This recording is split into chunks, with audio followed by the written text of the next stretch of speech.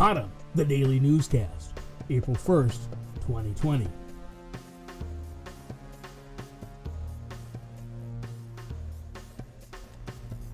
Deliberate infection trial finds COVID symptoms don't indicate viral shedding. April 1.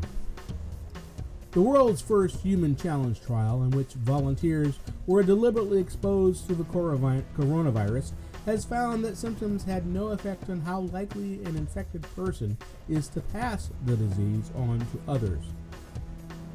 The findings underscore the difficulty in preventing community infections as the World Health Organization warns of a rise in cases. The research project, run by Open Orphan with Imperial College London, showed that among the 18 participants that caught COVID-19, the severity of symptoms, or whether they developed symptoms at all, had nothing to do with the viral load in their airways. The viral load, or tendency to shed the virus, was measured by two methods known as focus-forming assay and a quantitative polymerase chain reaction. There was no correlation between the amount of viral shedding by a qPCR or FFA and symptom score, the researchers said in a paper published by scientific journal Nature Medicine. The Imperial trial exposed 36 healthy young adults without a history of infection or vaccination to the original SARS-CoV-2 strain and the virus and monitored them in a quarantine setting. Since 2 volunteers were found to have had antibodies against the virus, after all, they were excluded from the analysis. Slightly more than half of them contracted the virus. No serious adverse events occurred, and the human challenge study model was shown to be safe and well tolerated in healthy young adults, the research team had said earlier this year.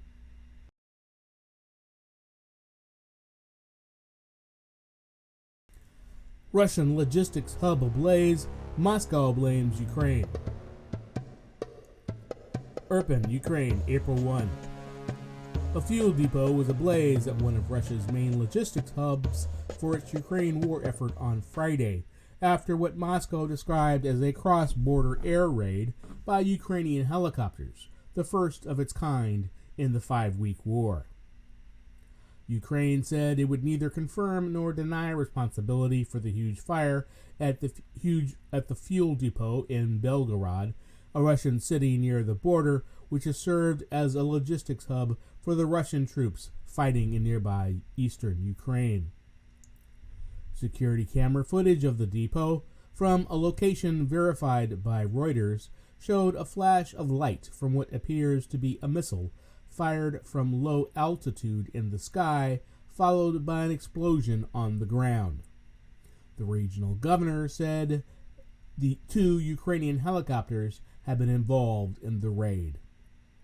Inside Ukraine, Ukrainian forces were moving into territory abandoned by withdrawing Russian troops in the north as peace talks resumed on Friday. But in the southeast, which Russia now says is the focus of its operation, the Red Cross said it had been barred from bringing aid to the besieged city of Mariupol. A Russian threat to cut off gas supplies to Europe unless buyers paid with rubles by Friday was averted for now, with Moscow saying it would not halt supplies until new payments are due later in April. Hours after the reported attack on the oil depot, an eyewitness reached by telephone in Belgorod, who asked not to be identified, said aircraft were flying overhead, and there were continuous explosions from the direction of the border. Something is happening. There are planes and constant explosions in the distance. Kremlin spokesperson Dmitry Peskov said authorities were doing everything possible to reorganize the fuel supply chain and avoid disruption of energy supplies in Belgorod. The incident did not create comfortable conditions for the peace talks, he said.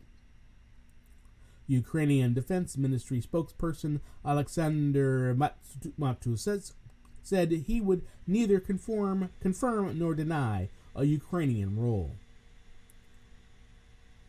Ukraine is currently conducting a defensive operation against Russian aggression on the territory of Ukraine, and this does not mean that Ukraine is responsible for every catastrophe on Russia's territory, he said.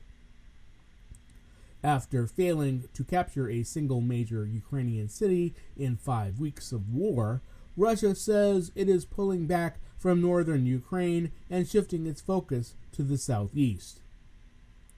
Russia has painted its drawdown in the north as a goodwill gesture for peace talks, but Ukraine and its allies say the Russian forces have been forced to regroup after taking heavy losses due to poor logistics and tough Ukrainian resistance.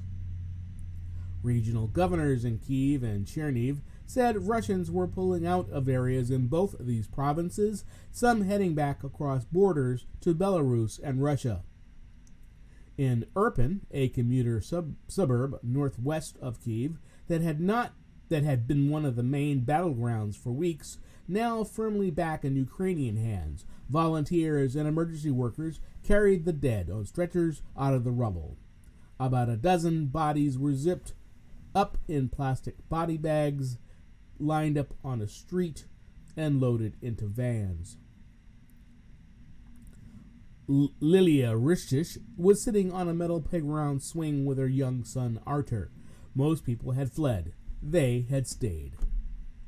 We were afraid to leave because they were shooting all the time from the very first day. It was horrible. When our house was hit, it was horrible, she said. She listed off neighbors who had been killed.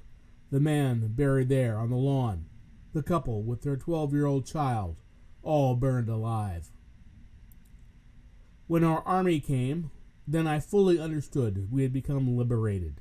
It was happiness beyond imagination. I pray for all this to end, and for them never to come back, she said. When you hold a child in your arms, it is an everlasting fear. Kyiv Regional Governor Alexander Pavlyuk said Russian forces had also withdrawn from Hostomel, another northwestern suburb which had seen intense fighting, but were still dug in at Bucha, between Hostomel and Irpin. Further north, Russian forces have withdrawn from the site of the Chernobyl nuclear disaster, although Ukrainian officials said some Russians were still in the radioactive exclusion zone around it. Britain's Minister of Defense said Ukrainian forces had recaptured several villages linking Kyiv with the besieged northern city of Chernihiv. But Kyiv's mayor, Vitaly Klitschko, said it was not yet time for those who fled Kyiv to hurry home. Huge battles were still being fought to the north and east. The risk of dying is pretty high, and that's why my advice to anyone who wants to come back is, please, take a little bit more time, he said. Friday's peace talks by video link picked up from a meeting in Turkey on Tuesday where Ukraine offered to accept neutral status with international guarantees for its security. We are preparing a response. There is some movement forward, above all in relation to the recognition of the impossibility of Ukraine joining NATO, Russia's Lavrov said on Friday. Putin sent troops on February 24 for what he calls a special military operation to demilitarize Ukraine. Western countries call it an unprovoked war of aggression and say Putin's real aim was to topple Ukraine's government. Russia now says it has turned its focus to the Donbas, a southeastern area where it has backed separatists since 2014. Russia's biggest target in that area is Mariupol, where the United Nations believes thousands of civilians have died under a month-long siege, suffering relentless bombardment without access to food and water supplies, medicine, or heat. The International Committee of the Red Cross said a convoy it had organized had been denied permission to bring aid into Mariupol. It did not say who had refused permission. Spokesperson Ewan Watson said the convoy of buses had set for Mariupol on Friday without the aid supplies in the hope of reaching the city to evacuate trapped civilians. Ukraine has blamed Russia for refusing to allow any aid to reach the city.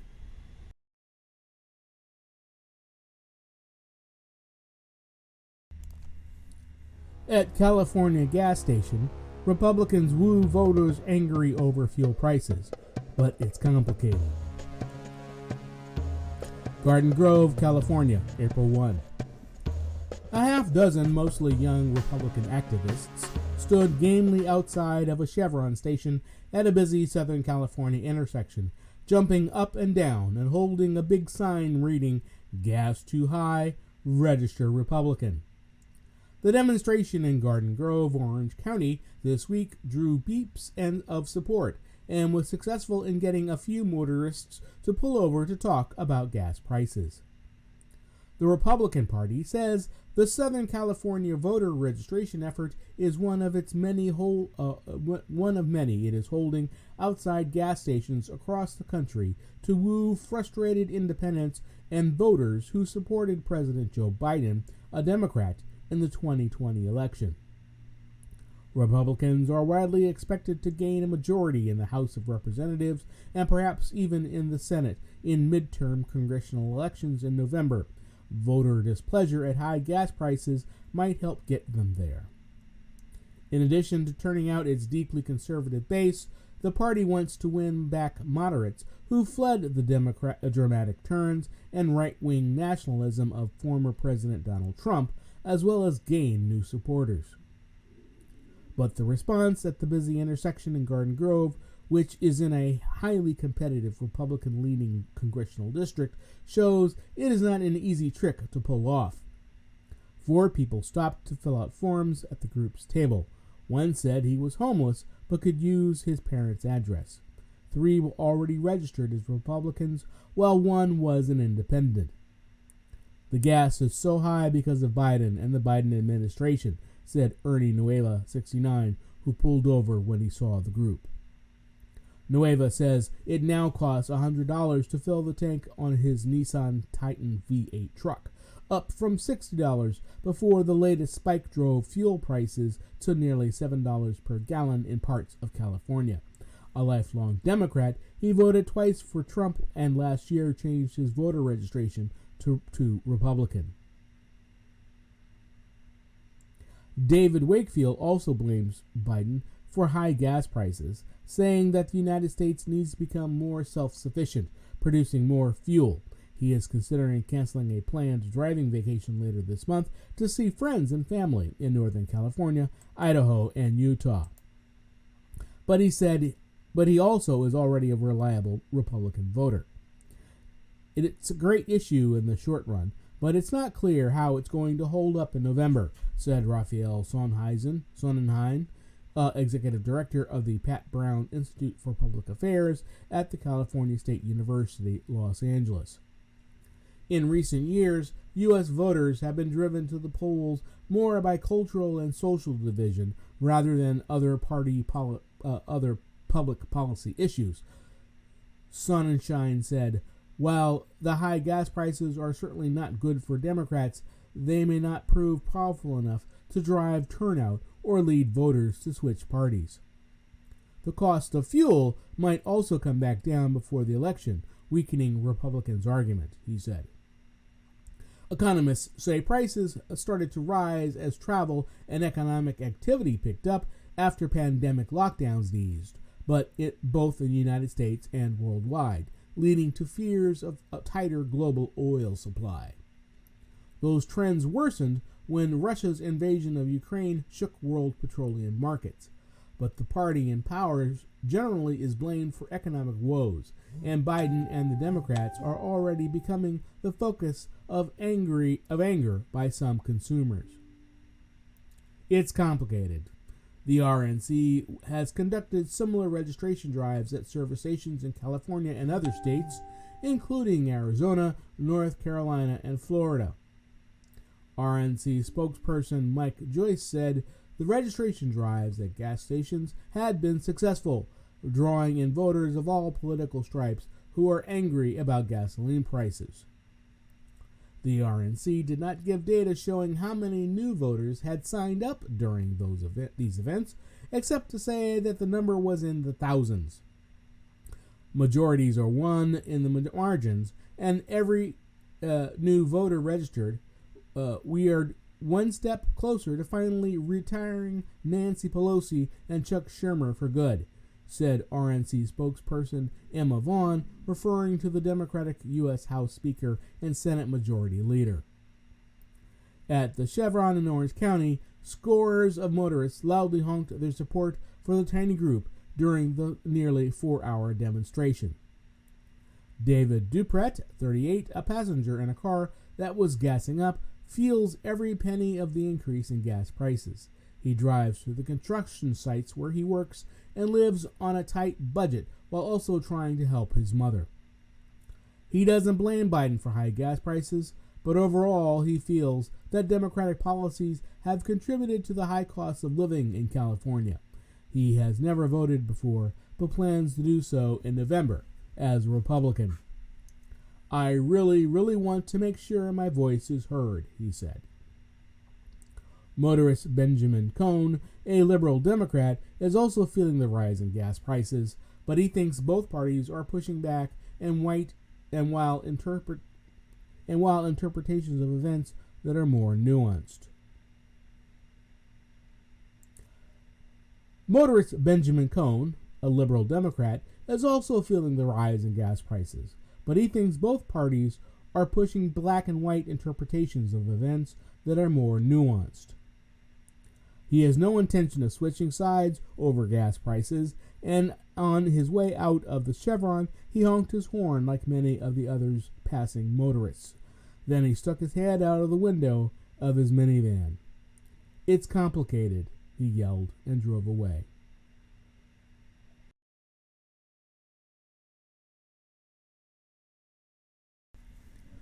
Review: Pandering to Beijing has shrinking payback. Hong Kong, April 1.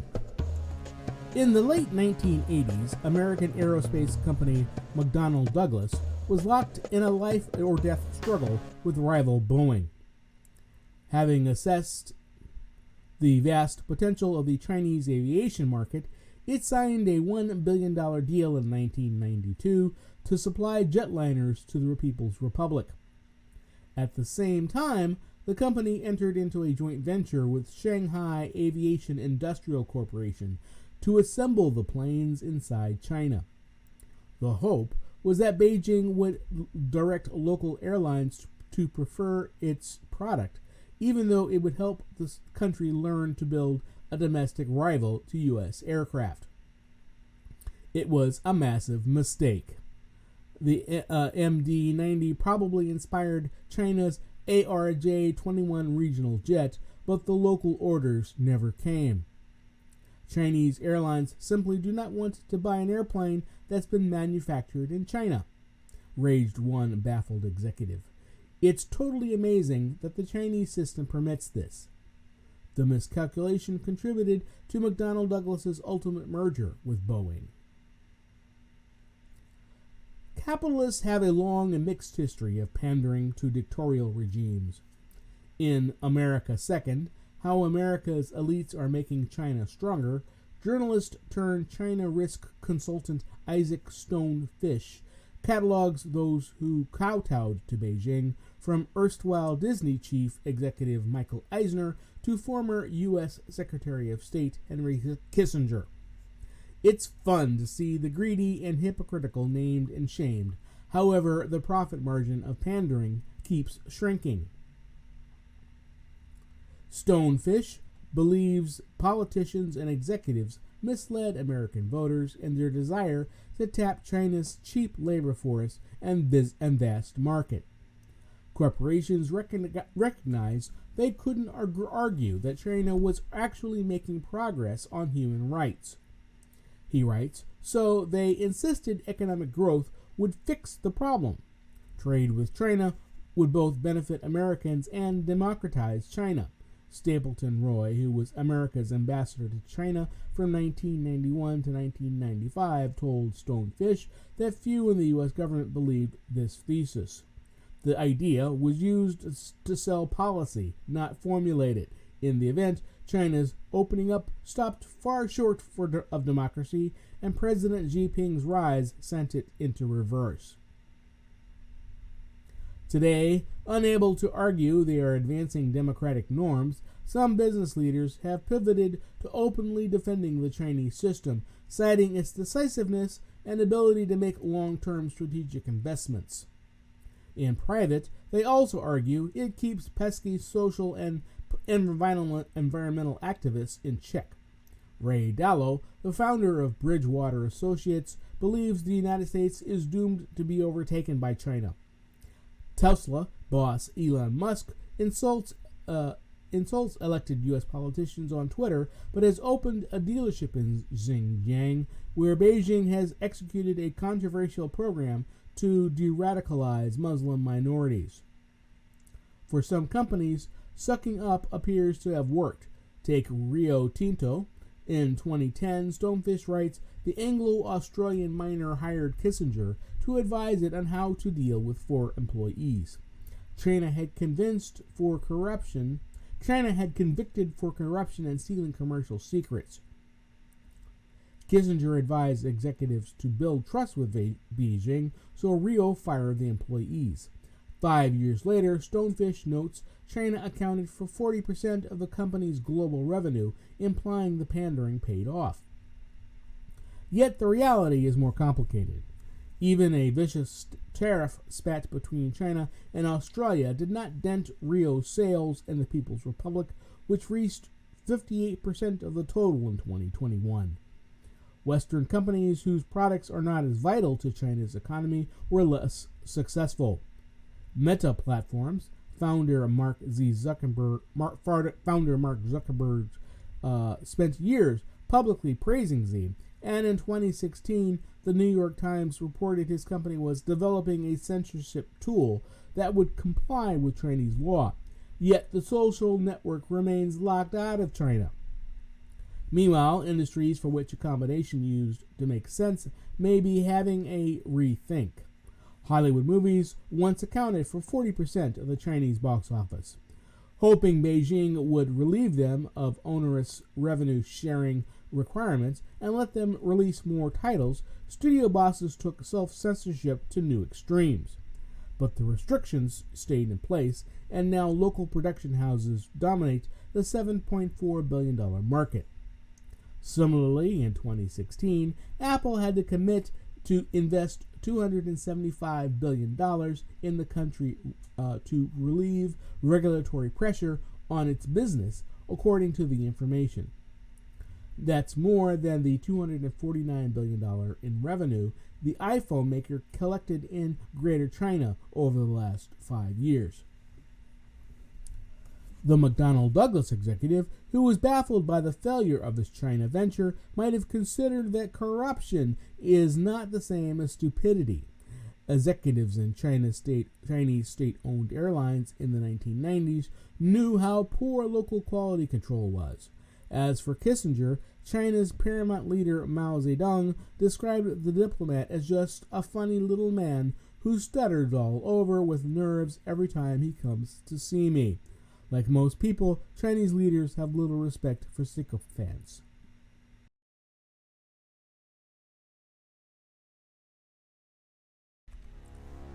U.S. auto sales slide, but demand for EVs is hot. April 1.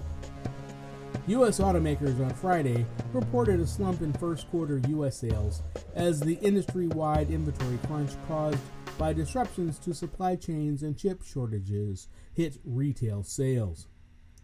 Major automakers in the United States, including Japan's Toyota Motor Corp and General Motors Company, reported lower overall sales for the quarter compared to a year ago. Sales of electric and hybrid vehicles jumped as prices for gasoline soared to nominal records. GM forecasts that overall first quarter car and light truck sales would fall to a 14.1 million annualized pace from 16.8 million a year ago. Consumer interest in electric vehicles is not just a United States trend. In France, sales of electric and hybrid vehicles took 40% of the market in the first quarter, capturing the lead over conventional gasoline models for the first time. Still, sales of some large SUVs and trucks held up. GM reported sales of its largest and most expensive SUVs, the Cleveland Suburban, the GMC Yukon, and Cadillac Escalade, rose during the quarter compared to a year ago.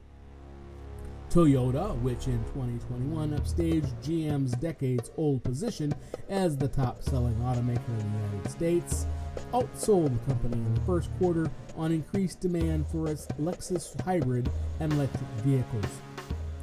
Jack Hollis, Senior Vice President of Automotive Operations at Toyota Motor North America, said he does not expect a major long-term shift in the U.S. vehicle market, where without 3/4 of new vehicles sold the trucks and SUVs. I don't see that fluctuating by more than 1 or 2 percentage points for a while, he said. South Korea's Hyundai Motor, Kia America, Mazda all posted a drop in their overall U.S. quarterly auto sales. However, Hyundai said its first quarter retail sales to individual consumers rose 1.4% from a year ago to a record January to March. Electric and hybrid cars Electric and hybrid cars combined for 16% of Hyundai's U.S. sales during the first quarter. If gas prices remain high, that's going to continue to push consumers toward green technology, said Randy Parker, Hyundai's Senior Vice President for U.S. sales. Detroit-based GM said quarterly sales fell 20.1% to 512,846 vehicles, sending its shares down 2.5% at $42.60 in the afternoon trade. U.S. listed shares of Toyota were down to about 0.5% at $179.41.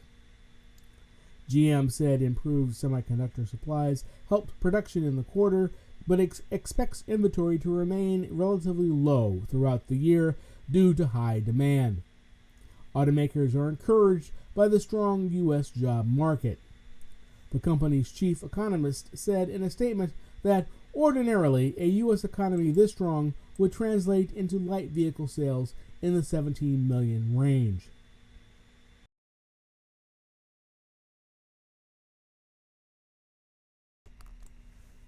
Man who bought small Armory ahead of U.S. Capitol riot gets almost 4-year sentence.